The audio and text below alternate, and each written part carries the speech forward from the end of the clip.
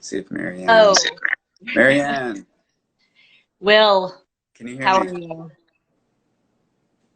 I'm good. Can you hear me? Yeah, I can hear you. Can you hear me? Yeah, Okay. Should we good. have Mick and Bella meet briefly? Yeah, I don't know where Minnie went. Oh wait, she's right behind me. Hold on, let's get her in the Okay. camera. Bella is here in my messy apartment. Bella, say hi. You're live.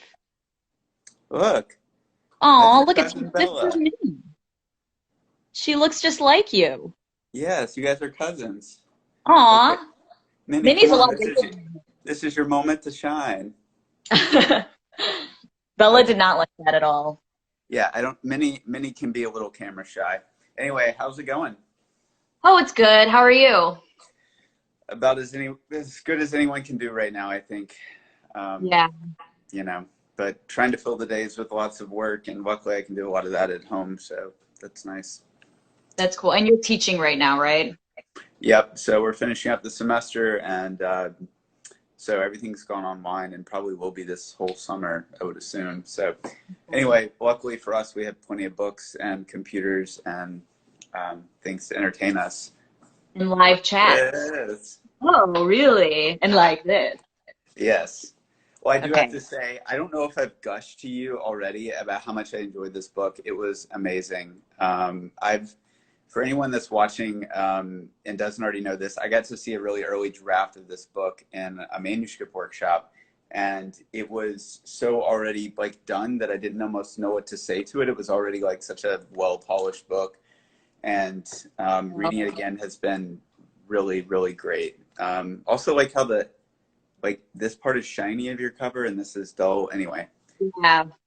it's very small detail. Anyway, I think it was amazing. And so I think what we will probably do, if you want to start us off reading, you can, or I can start, but maybe we can read a couple of our own poems and then go into questions and talk about stuff. Sure. Why don't you start? I'll read your bio and then now I can Okay. compliment you a little bit about your book so that Okay. there's some balance here, right? I read this book in a manuscript workshop as well, and I thought that it was fantastic. And it's even better now. And these poems always make me want to write my own poetry, which is, I feel like, the best thing about really good poetry is that it makes you want to write, right? So I loved reading it, and you guys should all buy it if you're watching. So I'll go ahead and read your introduction, which is your bio, Okay. and then I'll let you go ahead and start. Okay. So William Fargason is the author of Love Song to the Demon-Possessed Pigs of Gadara, winner of the 2019 Iowa Poetry Prize. His poetry has appeared in the Threepenny Review, Prairie Schooner, New England Review, Barrow Street, Indiana Review, Rattle, the Cincinnati Review, Narrative, and elsewhere. He received 2 awards from the Academy of American Poets and a scholarship to Bread Loaf Writers Conference and a 2018-2019 Kingsbury Fellowship. He earned a BA in English from Auburn University, an MFA in poetry from the University of Maryland, and PhD in poetry from Florida State University, where he taught creative writing. He is the poetry editor of Split Lip Magazine, and he lives with himself in Tallahassee, Florida, but I think he also lived with his beautiful wife, Molly, and his adorable cat, Minnie. Yeah, she So, hates that part of my bio. It's one of my favorite parts, and I've had it in there since the very early days. And um, anyway, yeah, so I'm gonna read a poem from my book. It's so weird to do a reading from my actual book now. Every reading I've ever done has been from like just pieces of paper, and to have the book it feels very weird and cool. Like it's amazing to have the physical object. So I'm gonna read. Let's see. Should I read both these poems back to back? yeah, go ahead and read both. That sounds great. Okay, I'm gonna read the very first poem. It's on page 3 of the book. If anybody is following along at home with the book, and it looks like this on the page. It's got some visual caesuras and tercets. It's called "When My Father Calls Me a Pussy." When my father calls me a pussy, it means get up. It means he doesn't care about the callus on my palm or that I'm downwind of the diesel fumes. It means swing harder. It means I should feel ashamed that I stayed inside all day, playing my Game Boy. I should be proud of the mud on my shins, kicked up by the four-wheeler. It means this gun isn't going to shoot itself. It means, how does he tell everyone in his Sunday school class that his son wants to quit baseball again? Which means he tried, failed, might as well be a woman. It means I'm not the son he wanted, I'm the son he got. It means when I gut the deer, I should start at the nutsack. I should skin it myself, with the gut hook of the folding knife I sharpened. It means this is what it means to be a man and not a wilted daisy. It means this is what I think a man should be, which is to say, an axe stuck in an oak tree stump. It means he loves not me, but the version of me I could be, which is to say, not me, which is a stone. It means if I want to burn this thing down, I have to start at the roots. I have to use my own two hands, which can be knives held one way, feathers another. It means this is what my father taught me, which is to hate myself. It means his father taught him not to cry when he shaved his head on the porch those summers, the hair sticking to his forehead like grass clippings. It means this is how one man cuts down another in an effort, notch for notch, to grow larger. So that is the very first poem of the book. There is another poem in the book with like a when my father blank poem. And my second book that I'm working on right now has more of those when my father blank poems as a sort of a springboard into the rest of the poem. Let's see. I will read one more for right now. Oh, hey, Luke. Luke, my wonderful student, just joined. Hey, Luke. Let me find this poem. I should probably have marked this before actually the reading. It's which one are you reading? Before I do. I was going to read Emo. 19. You beat me to it. You must know my book now better than I do, I think.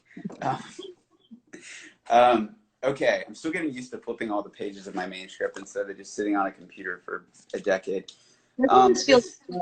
This feels good, right? Yeah, it feels so cool to hold the physical object. I don't think enough people talk about the just holding the book and it being a real physical manifestation of something that's been in here for a long time. Yeah. So this next one I'm gonna read. I wrote it in 2014, I think.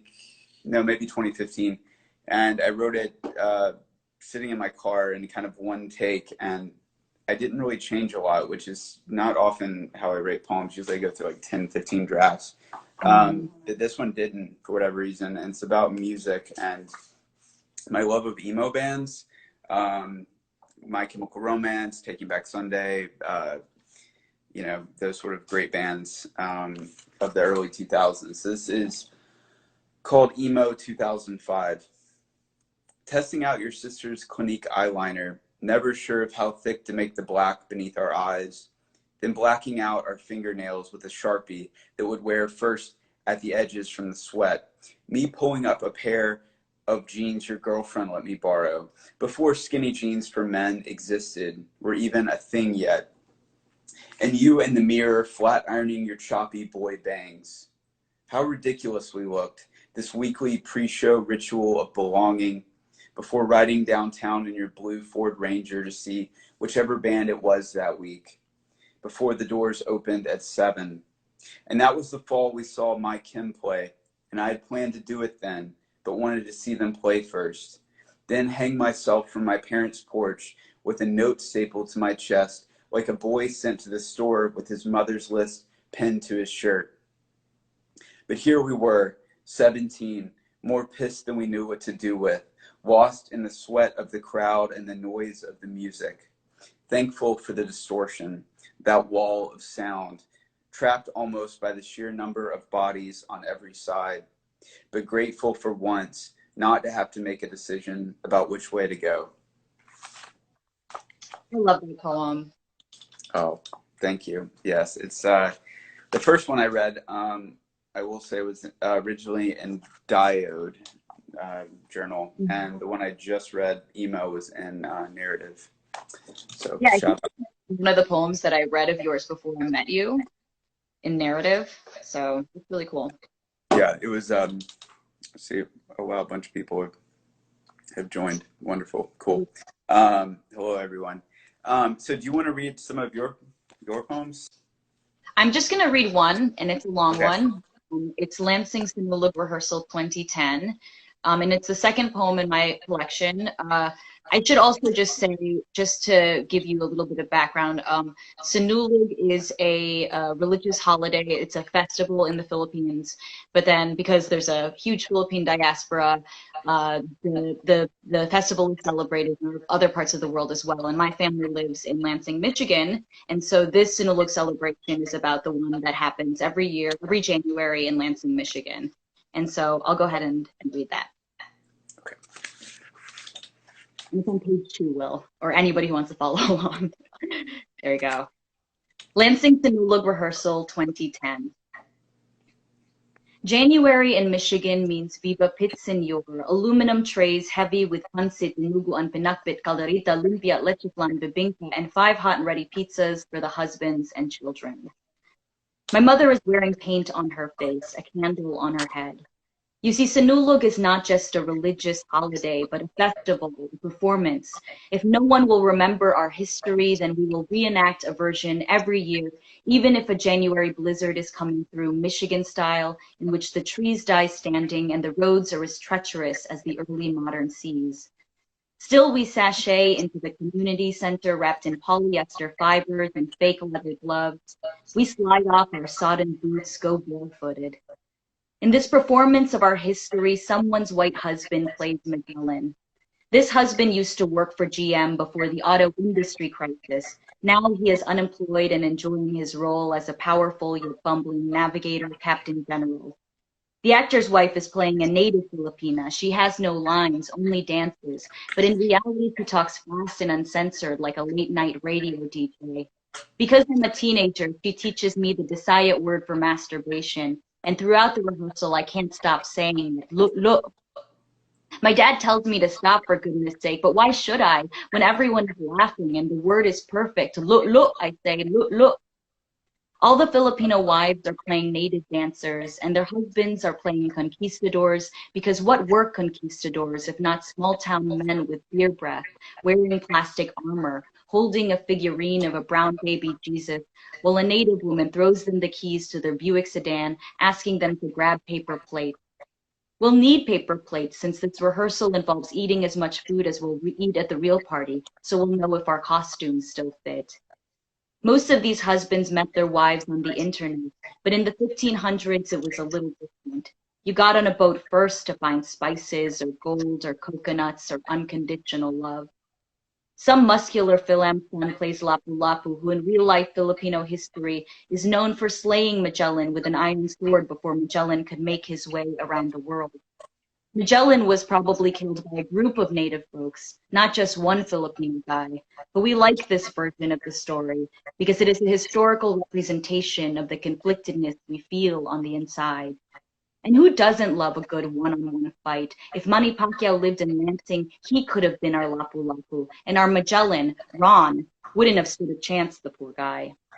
An obstetrician from Baguio plays the smart Enrique of Malacca, Magellan's slave and translator, who may have betrayed Magellan's crew after his death, but we're not mentioning that here. And an accountant from Manila plays Raja Humabon, the king who converted to Catholicism, as an act of diplomacy. I am Princess Amihan, the king's wife. I am also the director of this wacky, factually dubious play. And I tell Magellan that he should stop doing that thing with his shoulders. And I tell Lapu-Lapu to learn his godforsaken lines. And I yell at the dancers to stop chattering because this is serious, because the performance is tomorrow and we've got to do this right. And my mother keeps telling me that I should move my hips when I dance because I'm as stiff as the Methodist church in the suburb. And I weep because I will never dance as beautifully as she does. And I will never be who she wants me to be, a nurse. No way can I make it through nursing school when I am the director of this play. And tomorrow everyone will scrape the ice off their windows and carry the food in the trunks of their American cars. They will say their lines. I will say my lines. I won't say look, look, though I will be tempted to say it before the lights go down and the drums start beating hard like a heart from the boombox speakers, and before the community center fills with brown faces, laughing and cheering. Because this play is for all of us. It is our reckoning. Oh, thanks for class. Okay, I don't know if the people at home were following along. You can probably start to see like what lines I really love. I write in all my books, but you have such great form in this poem. The command of this line that you have is just so well done in this book, and I don't really have questions about that other than just you do a great job commanding the line, breaking lines at really important, strong places. And because of that, when a lot in this poem, I played around a lot with it because it's kind of a prosy poem, right? And at first I kind of like put it in a big block and then kind of broke up the lines, but it was sort of hard to figure it out with that one. Yeah, I like that it's in couplets, and I really love the couplets. They're a little bit longer than pentameter. Probably I can't do this right in front of you guys, but probably a 6 or 7 beat line, and it's wonderful. I think this poem kind of it's not the very first one, it's the second poem, but it kind of operates as a key to unlock a lot of the rest of the book. And I had a question about this. I think, let me find the exact line. It's on page, trying to figure out where it is. You say, I'm the director of this wacky, factually dubious play. So how does the speaker's role in this poem kind of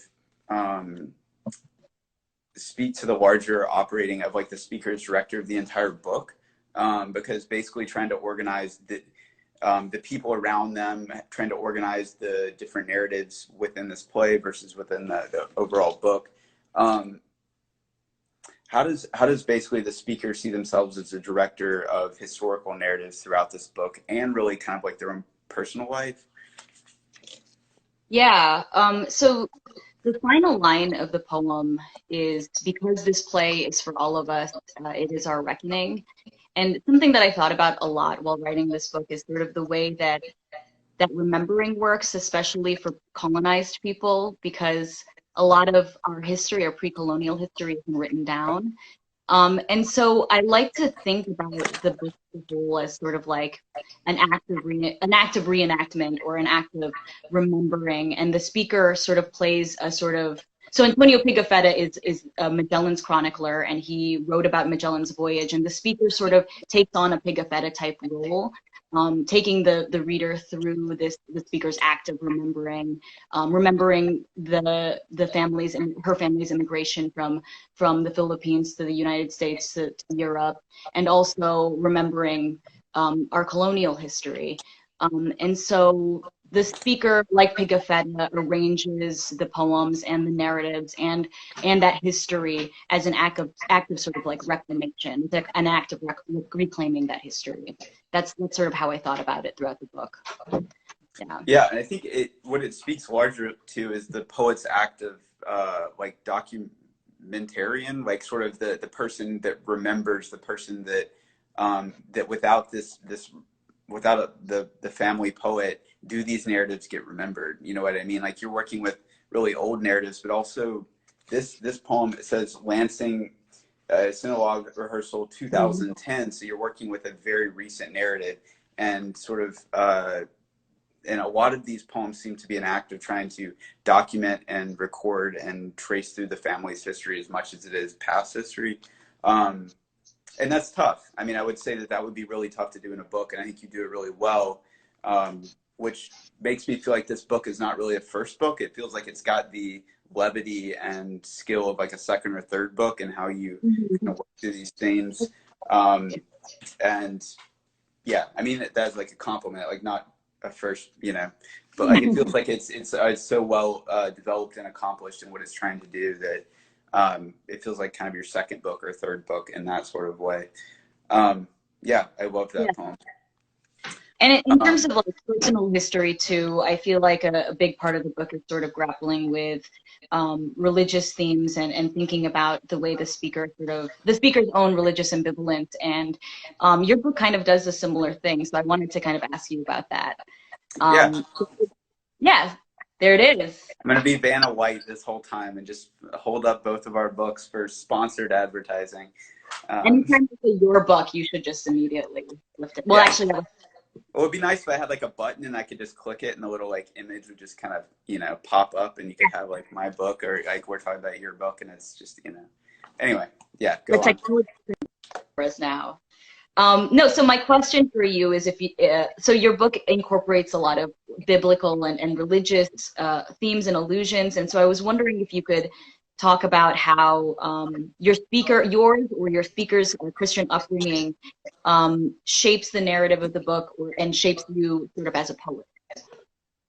Yeah, that's a great question. A lot of the poems I work through in the book use a lot of I guess you could call them like biblical archetypes or narratives, things like the Cain and Abel narrative, or like God in the Christian God in the Garden of Eden. I use like the title poem comes from a story of Jesus casting the demons out of a group of pigs.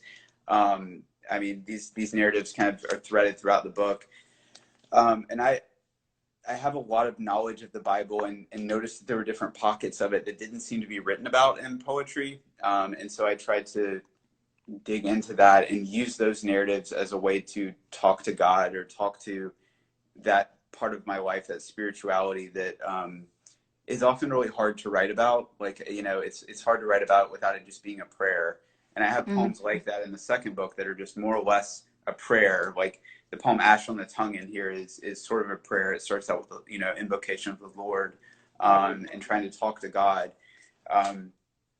But, you know, I try to pick points of biblical narratives to explore that have conflicts built in with them, so that as I work through them, I'm working through my own conflicted relationship with God that is not always super easy to define. And like, it's not always good, it's not always bad, and there's a struggle there with faith. And, you know, I find any poems about faith that don't have that struggle in them to be really like boring. Like, and as much as I hate Gerard Manley Hopkins and his style of writing, I appreciate that at least he is working through like the struggle he has with his faith. And so I position hopefully those poems in points of conflict and then try to work out of them. I usually don't end in a place where like I have all the answers, but at least I try to work through some of the stuff on the page. Yeah, does that make sense? Yeah, totally. Yeah. So could I ask you something similar too? Yeah. Yeah, so you work through a lot of spirituality in a lot of your poems, and a lot of it is through the speaker's parents' spirituality.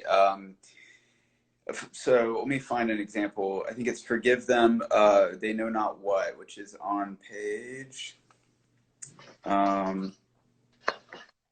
Forgive Them, for They Do Not Know What. It's on page 46 of the book. I don't know if my yeah. And it starts working through different narratives with the Pope. And a lot of these work through the speaker's relationship to spirituality by nature of the speaker's relationship with their parents and their parents' relationship with their own spirituality and their Catholicism. And on the bottom of page 47, you say, and I'll read this out loud. Again, the Pope yells at a man, a stranger in Mexico, on my 10th watch of the video. I see a flame in Pope's eyes, a sort of passion. And I do now wonder if the Pope has ever had sex and what he would be like, though he probably never has, probably never will. That part of the poem stuck out to me because I've taught and know Sharon Olds' poem, The Pope's Penis, which is like a infamous poem of hers that I think made also a lot of people mad. How do you approach that sort of ambivalence to the faith in the book without, you know, you're not attacking it, you're not making fun of it, but you're interrogating it, and how do you see that speaker's own ambivalence traced out to their parents, to the relationship with their parents? Yeah. First of all, I love that Sharon Olds poem. I just read it because you recommended it to me, and I thought it was really good. And I like thinking about people in high positions, royalty or the Pope, having a body, because it's something you don't think about very often. It kind of reminds me of, have you read Under the Lightness of Being? Yeah, I have. It's been a long time, but yeah. It's been a long time for me too, and I can't remember who said this. It might have been the narrator or Tomas, thinking about, if God is made, or no, if man is made in the image of God, then does that mean that God shits? Like, does God have intestines, and does he shit? And if he shits, then what do we make of that? Like, why does he poop? Is a question, which is it's an interesting philosophical question. But anyway, in terms of the way that the speaker thinks about religion in relation to her family and kind of deals with her own religious ambivalence. So like one thing that I wanted to do a lot in this book was to think about the speaker's religious ambivalence while also thinking about religion as a consequence of colonization. And when it comes to the Philippines, you really can't separate the two. So in the Philippines, really missionaries and friars were functioning as de facto like conquerors of the Philippines. And so the speaker knows that, and because she knows that, she's a little bit resistant towards her Catholic upbringing. But then in this poem, I sort of think of this poem as one of my guilty poems, where the speaker sort of feels guilty for not being as Catholic as her family wants her to be. And this poem sort of explores the ways in which even the holiest person is only human, right? The ways in which our Catholic or religious, maybe not religious people generally, but some religious people have these really, really high expectations for what it means to be holy or pure, and how those expectations are, to a certain extent, silly, right? And that's something that I've tried to kind of think about a lot when writing this poem. I don't know if that answers your question about the relationship. No, I think guilt's a good emotion to have to explore in these poems, because all of a sudden there's the conflict. There's the conflict to the speaker's relationship to their family and to their faith. And I think that you exploring the historical context of the Philippines, I like that you don't make the exploration of faith in the book an easy one. And I think that's really productive. And I really enjoy how you work through those ideas on the page. And I think there's another poem right before it, The Lives of Saints, that you have paired right next to each other organizationally to speak to one another in the book. I had another poem in the collection that you read that didn't make it into the collection that showed that ambivalence more explicitly than I think either of those poems do. I think The Lives of Saints is a poem that doesn't really, it's not one of my guilty poems as much as it's a poem that kind of explores the reasons why people are religious and the reasons why we rely on saints, or why we like to pray to saints. So yeah. So what do you do with those poems then? What do you do with the poems that get cut? Are you saving them for the next book? Or are they kind of like, I call a lot of the poems that get cut from different things like my garbage poems. And like, these are like, they kind of go in the garbage metaphorically. They're still on my computer. You know, if anyone goes through that after I die. But what do you do with those poems? What do you do with the poems that get cut? Did you save them for the next book, or what are you thinking? I don't. I think I just think of them as part of the process. Mm-hmm. So like that poem was called Heathen, right? It was like supposed to be in this book. So I can't do anything with it now. I mean, it's published in Shenandoah. You can read it if you want. But I don't think it's going to end up anywhere else. I mean, I might take lines from it and put them in other poems.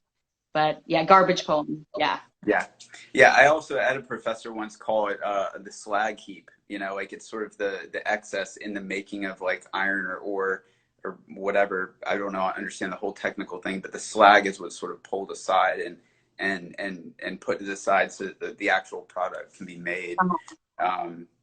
Anyway. Yeah. Good way of thinking about it. Can you talk about the cover some? I love the cover.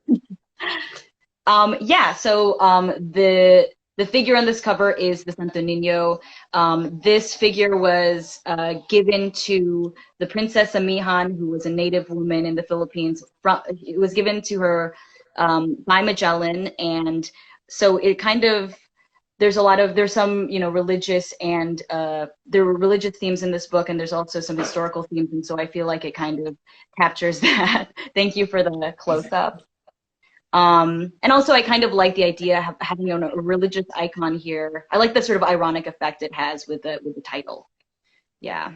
Yeah, I mean, it's also very stark in the layout. We have this really colorful, ornate statue, and then we have the sort of the black all around, and I think it works really well.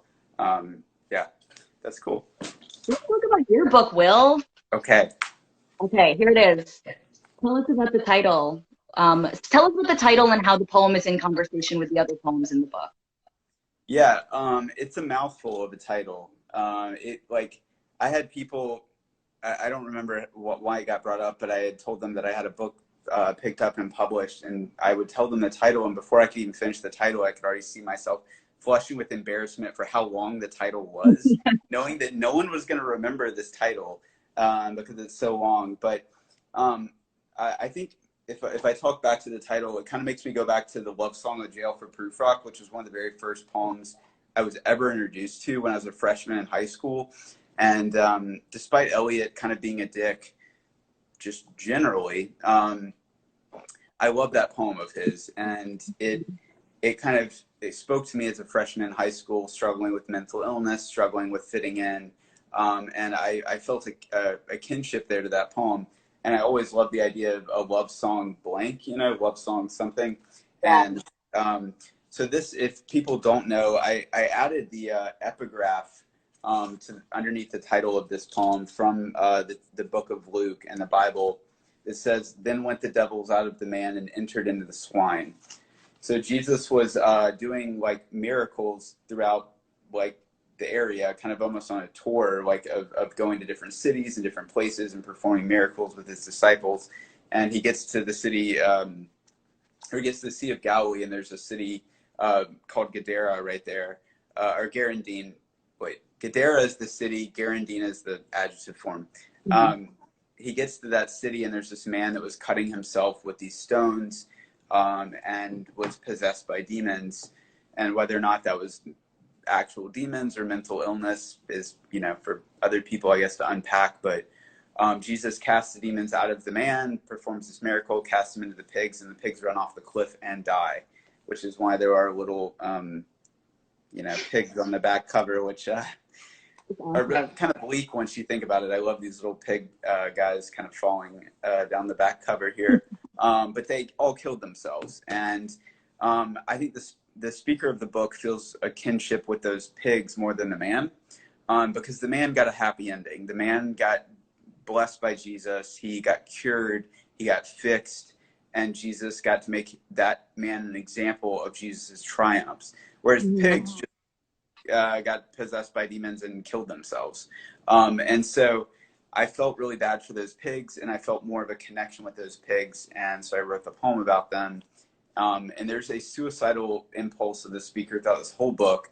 And so that drive of the pigs, I think, pairs up well with the speaker. I mean, I read about that in the emo poem. So you sort of think of the pigs as beautiful at the end, though, too, which I think is so interesting. Yeah, I think that's...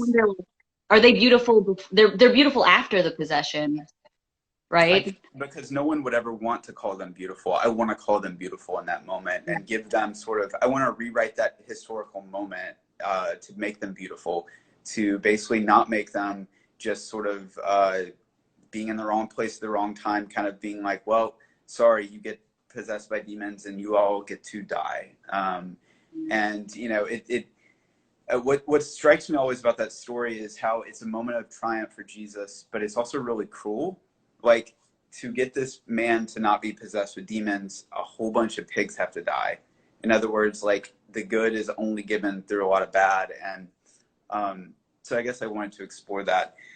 And so it became the title. This is maybe the 5th title I'd worked through. Like, I had a whole bunch of other titles for the book. I don't know how many titles you went through, but I went through about 5 before I landed on this. So I remember us talking about titles in the workshop. That was fun. Yeah, I think when you saw it, it was called Ash on the Tongue. This is the title of the book when you saw it in the first time. And mine was always All Heathens. It was, at first I wanted to just call it Heathens, but then Clancy said, what about All Heathens. Clancy's my partner. Yeah. Yes.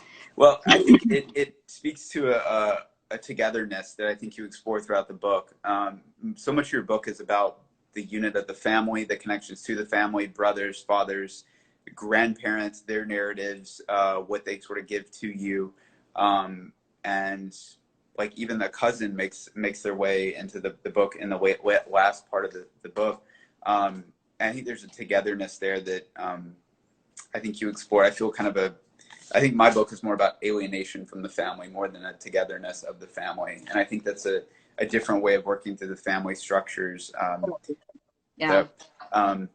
So can you talk about maybe one of the last poems? I think it's one of the last poems of the book.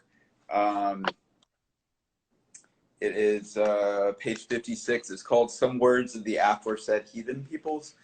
Yeah.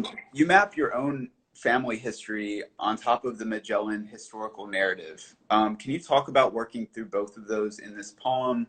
Because this poem kind of acts as a microcosm to the larger book, and you even you have it like little you have section breaks in here that separate the different parts. Could you talk some about that? Yeah, sure. So while I was writing this book, I wanted to write a series of poems that were about some of the characters in the narrative of Magellan's voyage. So that includes, Magellan, Antonio Pigafetta, his chronicler, Enrique of Malacca, and some of those characters do appear in it. And while I was reading Magellan's voyage, a narrative account of the first circumnavigation, which is written by Antonio Pigafetta, who was this young, wealthy Italian who kind of wanted to go adventure with Magellan. While I was reading that text, I got to the point where they arrived in Cebu, which is where my family is from. And I didn't have any expectations. I wasn't thinking I am going to, recognize my family and these ancient ancestors or anything like that. But I found after some description of the people that lived in Cebu and after some description of the flora and fauna that Pigafetta provides, there's a list of Cebuano words and their translations. And I remember reading that list and being sort of moved because so many of the Bisaya words, the Cebuano words that my parents speak today, were the same in the 1500s.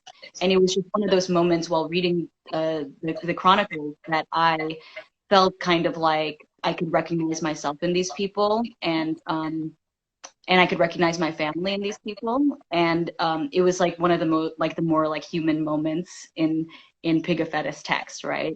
And so I kept reading the list, and I realized that a lot of the items on that list were objects that would be sold. Oh yeah, and there's part of the list. Thanks, Will.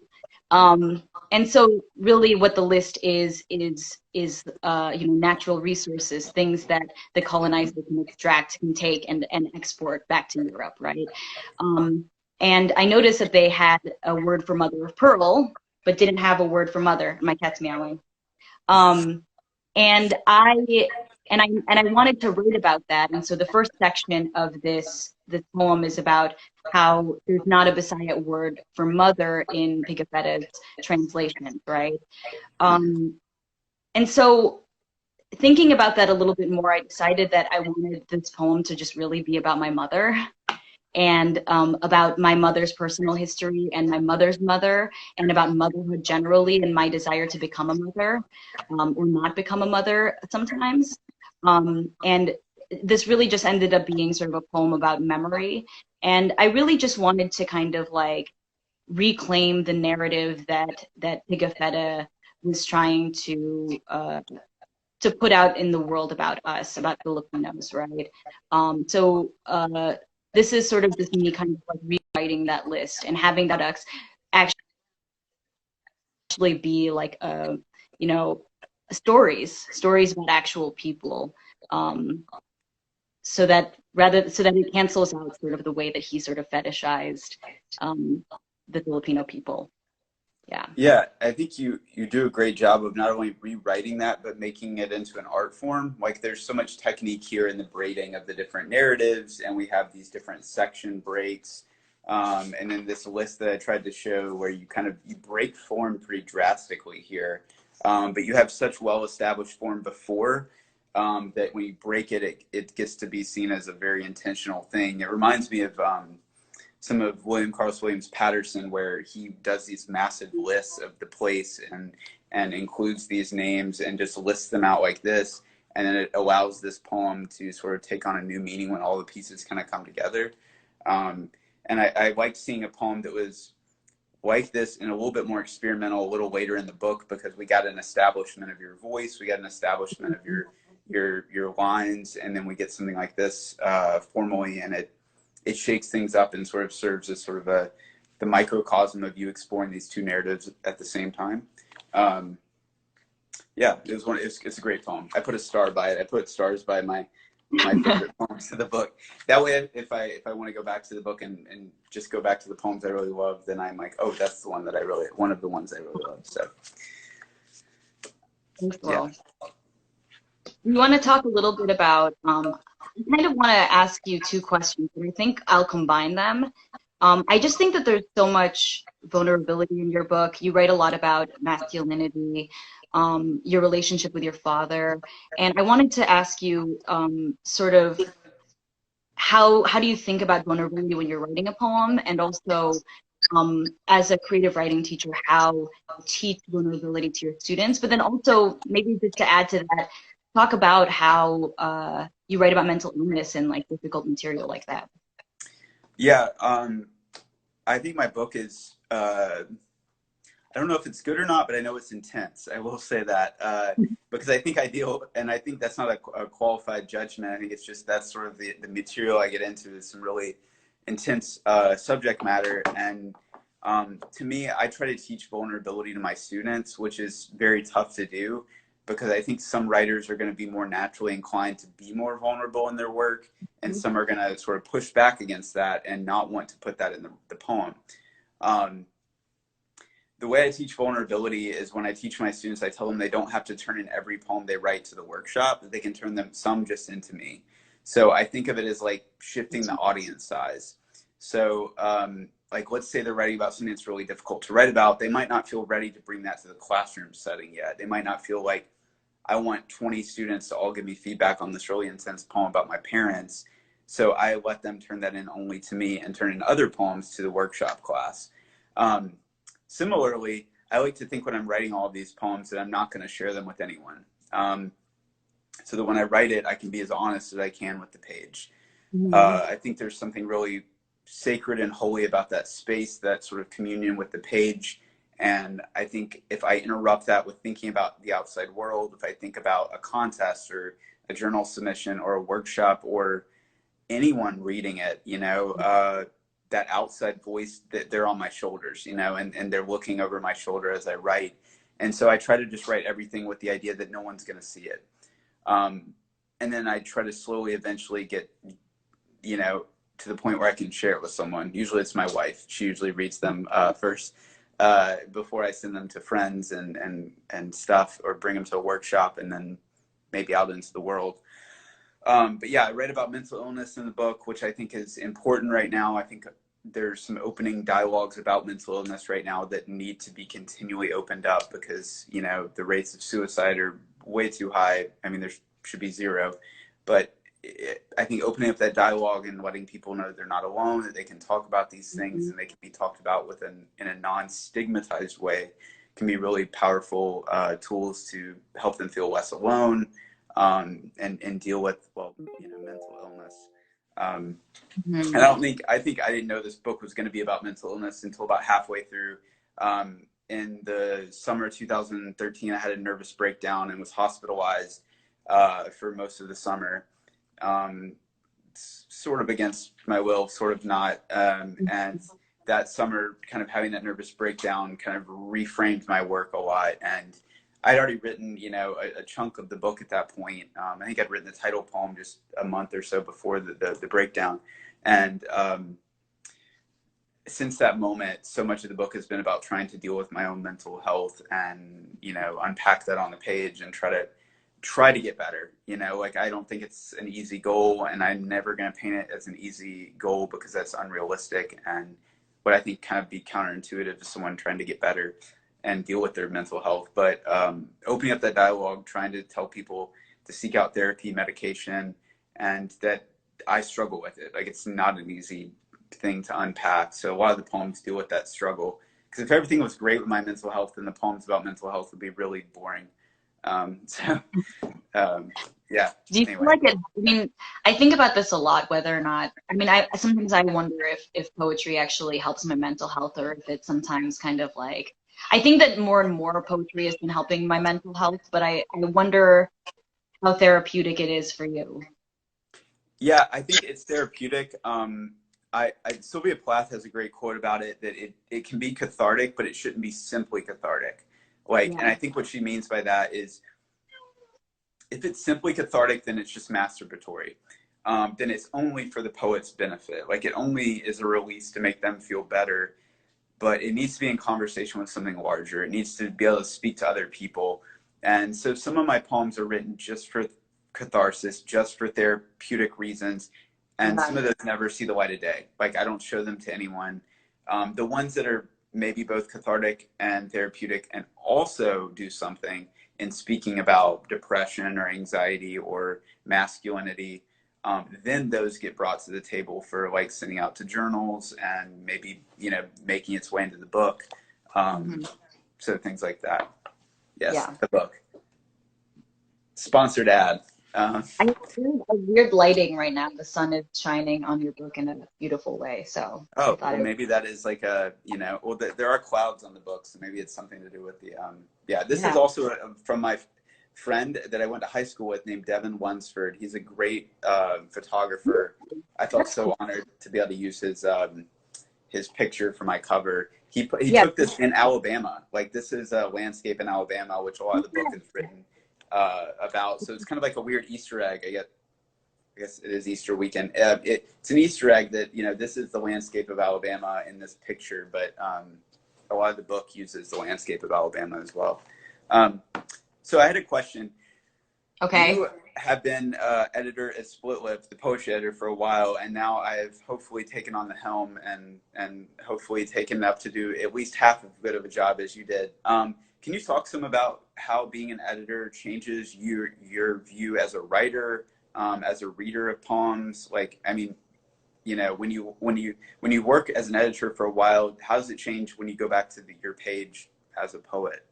Yeah, I love that question. Can you hear my cat? You can hear Bella, right? A little bit, not a lot. Hold on a second. Let me just kick her out really quick.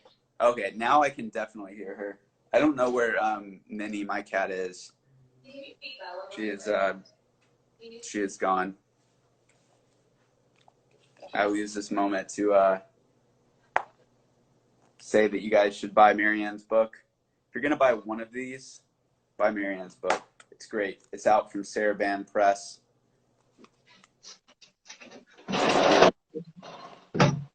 back? I'm sorry. Yes, I'm back.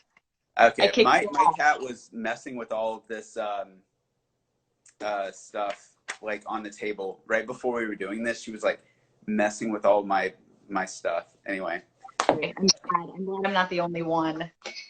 Okay, Split Lip, right? yes. When I started working for Split Lip, I was working full time. I wasn't in a creative writing program. I don't think I was, like, writing regularly. And so Split Lip was huge for me. I loved that community. And I think that, like, reading submissions, it was really helpful for me in terms of, like, figuring out my own aesthetic. Did you feel do you feel the same way? Yeah, I think I got meaner to my own poems in some ways. Like, or yeah. Like, so if I would read a submission and I would read it and say, oh, I don't like that opening. Well, then when I go to my own poem, I'm like, does my own poem pull you in the first 3 lines? And if it doesn't pull you in the first 3 lines, what am I doing wrong in that poem that is slowing it down?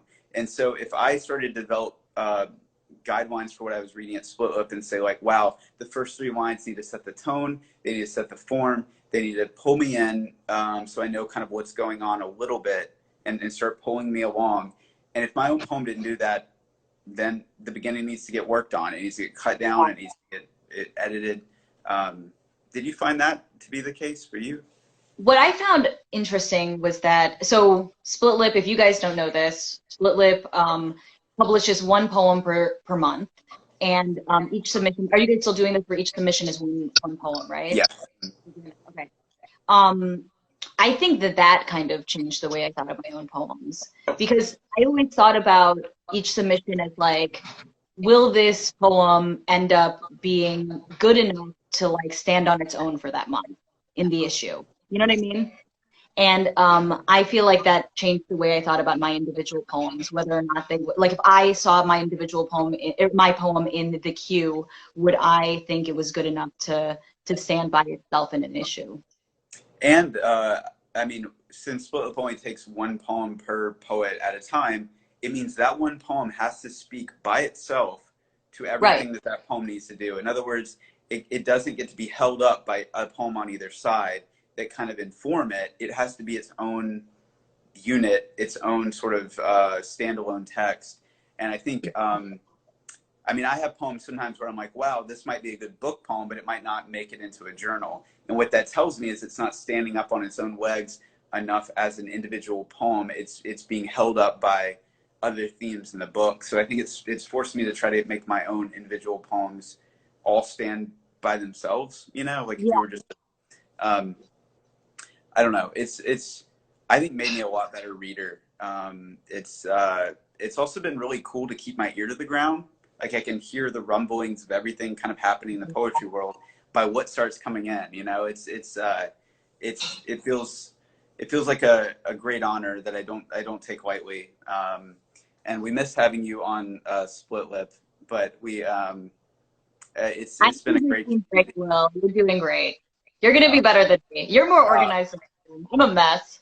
I don't know about organized. I've been so scatterbrained this entire like month. It's been, I don't know if everybody else has been as scatterbrained as I am and unable to sleep very well with everything happening. But Split Lip has been a great solace among that. Like everybody there is just so supportive, and it's just a great community. They lift up all their writers as they're working on other things. It's been wonderful. They're just full of great people. And I brought my friend Rita Mukherjee on board to be the assistant poetry editor because I trust her taste and her eye and ear is just so good for writing, and she's been wonderful. So it's been a lot of fun. So we're almost like an hour of chatting, which is gone longer than I thought, longer than anyone should have to watch me or you talk about anything. So if anyone has hung with us the entire time, thank you so much for staying. Yeah, do you want to close our chat with reading maybe a poem of each other's? Let's do that, and people, please comment because we are going to select a winner to receive our books, signed copy. So please leave a comment. It can just be an emoji if you would like, but if you leave a comment or ask a question or something, you can be entered to win. We have some copies. Yep. Okay, can I read one of your poems? Go for it. Okay, I'm gonna read Something Borrowed. It's not my poem. This is a poem by Marianne. It's the second to last poem of her book. Something Borrowed. The names of orbits, the names of plants, the names of uncles, the names of plants, all memorized or gathered or buried with the seeds. I've never grown weary of reading the labels of spices, ingredients of a potion, desert trees. Never grown tired of counting the seconds between lightning and its boom, the gongs of the big clock as it adds the hours that have passed since midnight, when the college is still asleep and the students are forgetting the answers to their teachers' great questions. As we forget the names of orbits, planets, the day they married, the day he died. That day was Monday, August, and it was hot outside. Thanks, Will. That poem, your ending kills me. I mean, it's great. It's such a great ending. Anyway. I'm excited. Okay, so somebody asked a question. They asked favorite poems from our books. So what's your favorite poem from your own book? And I'll say what my favorite poem is from your book as well, and vice versa. Something Borrowed is one of my favorites. I have a hard time. I'm like caught between Something Borrowed, and probably When the Man at the Party Said He Wanted to Own a Filipino. Those two poems, I think, operate on very different modes. One is more narrative, one is a little bit more talky, and one is more lyric, and it's pacing, and I think it shows off a range of your skill and subject matter really well. I would say probably those two. They both have little stars next to them too. Yeah, a star. Yes. I think my favorite, I have a lot of favorites in this, but I think mine are Emo. Is that the, wait, what is the full title? Emo 2005. Emo 2005, and then Fig Leaf, which I'm going to read now. And you'll see why I love this poem. This poem is beautiful. Fig Leaf. Another dream of you, Fig Leaf. The same almost every night. I'm naked and cold. Underbrush, thorn brambles, pine trees, hanging moss, the mist of early morning streaming all the green veins. Beneath the canopy, I lose my sense of direction. I thirst for no one, Fig Leaf, but you. But you're too difficult to find. Your branches don't bend like they used to. I take sinew and a bone needle, sew you to you. But you don't hold together. You never hold, and I have to start again. Here, the fig leaf. Here, the covering with the fig leaf. The Lord made me naked, but I don't want to be the way the Lord made me. My eyes have been opened. I know good and evil, and you are good. For the first time in years, I'm ready to live the rest of my life. But it has gotten harder to hide. I'm bare and afraid. I need your covering fig leaf. I need you to hold me, as your branch held you, forever in future tense. Don't leave me alone with the Lord, because I can't take you with me. I'm awake. I awoke. I still wake up each morning, cold and afraid, kicking off the sheets. Yay! It's so cool to hear my own poem and like your voice. Like it's weird to hear my own poem read not by me. It's a cool experience. I know some teachers do that in workshops. They have someone else read the poem as well as the writer, so they can hear it in two different voices. Anyway, I guess we should probably wrap up. We're like hitting the 1 hour mark, and I did not intend for anyone to have a question. 20 minutes. Yeah, I was like, this will be like a 20-minute talk. We'll maybe read for 10 minutes, talk for 10 minutes. But it was so wonderful to chat with you, Marianne. If our viewers at home have not already, go pick up All Heathens. You should all buy to the Demon-Possessed Pigs of Gadara. It's so good. They're dancing. Thanks, everybody. Yes. Thank you guys for watching. I will try to put this up on YouTube later. And stay safe, everyone. Wash your hands, too. It's, you know. Yeah. And stay sane. Do things that make you happy. Yes. Read poems. Maybe poems. Poems make me happy. Poems help during this time a lot. So. And write poems and submit to Split Lip. Yes. Send us some good poems at Split Lip. I would love to read them. Anyway, thank you, Marianne. It was so wonderful to chat with you. Bye.